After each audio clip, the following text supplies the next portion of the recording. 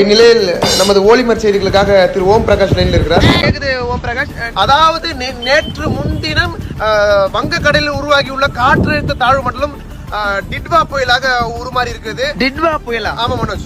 இந்த புயலானது எப்பொழுது கரையை கடக்கும் என்று நீங்க நினைக்கிறீங்க? அதாவது இந்த டிட்வா புயலானது மாலை 4:30 மணி அளவில் சென்னை அண்ணா நகரிலிருந்து ஈசிஆர் வழியாக கரையை கடக்க இருக்கிறது என்பது நாம் எதிர்பார்க்கப்படுகிறோம்.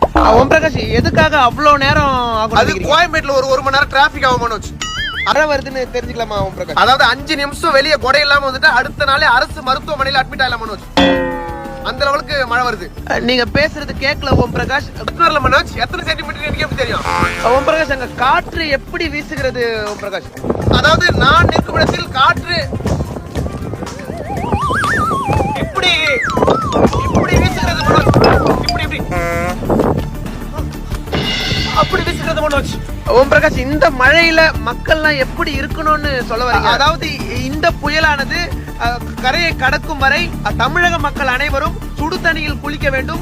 அரை மணி நேரத்துக்கு ஒரு முறை சூப்புகளை போட்டு குடிக்க வேண்டும். முக்கியமாக பெற்றோர்கள் தங்களுடைய பிள்ளைகளுக்கு சரியாக மாலை 4 மணி அளவில் சுட சுட போண்டா பஜ்ஜிகளை வீட்டில் சுட்டு தர வேண்டும் வித் கார சட்னியோட.